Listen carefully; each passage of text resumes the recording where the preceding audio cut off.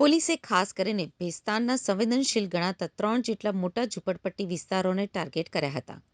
અહીંયા રહેતા લોકોની ઓળખની ખાતરી કરવા માટે કુલ 78 શંકાસ્પદ ઇસમોને ચેક કરવામાં આવ્યા હતા. તે દરમિયાન પોલીસે ડ્રોન દ્વારા એ પણ સુનિશ્ચિત કર્યું હતું કે ઝૂંપડાઓની આસપાસની ખુલ્લી જગ્યાઓમાં કોઈ ગેરકાયદેસર પ્રવૃત્તિ તો નથી ચાલી રહી ને.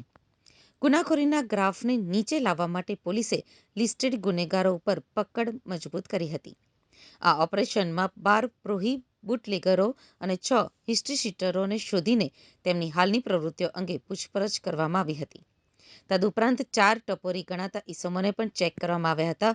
પોલીસની આ આક્રમકતાને કારણે ગુનેગારોમાં ફફડાટ ફેલાયો હતો. આ ઓપરેશનમાં ટેકનોલોજી અને માનવ બળનો સમન્વય જોવા મળ્યો હતો.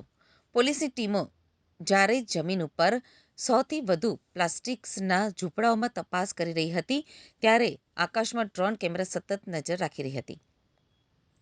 આ ડ્રોન સર્વેલન્સનો મુખ્ય હેતુ એ હતો કે ગીચ વિસ્તારોમાં તપાસ દરમિયાન કોઈપણ અસામાજિક તત્વ પોલીસને જોઈને નાસી ન જાય. કોમ્બિંગ દરમિયાન પોલીસને અનેક સફળતા મળી હતી, જેમાં જીપી એક્ટ કલમ 135 હેઠળ 10 કેસ, પ્રોહિબિશન હેઠળ 10 કેસ અને તમાકુના નિયમોના ભંગ બદલ 6 રસીદ કાપવામાં આવી હતી. સૌથી મહત્વની વાત તો એ છે કે તડીપાર કરાયેલા હોવા છતાં વિસ્તારમાં દેખાયેલા 2 ઇસમો સામે ગુનો નોંધી તેમની ધરપકડ કરાઈ હતી.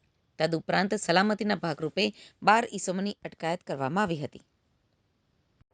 આજરોજ પોલીસ કમિશનર શ્રી સુરત શહેર sir, sector 2 sir, DCP zone 6 સરના માર્ગદર્શન હેઠળ ડીસીપી ઝોન 6 પોલીસ સ્ટેશન એરિયાના પોલીસ અધિકારીઓ તથા કર્મચારીઓની કુલ 5 ટીમો બનાવી ભેસ્તાન જે આ જે એરિયા છે એમાં એક સરપ્રાઇઝ કોમ્બિંગનું આયોજન કરવામાં આવ્યું.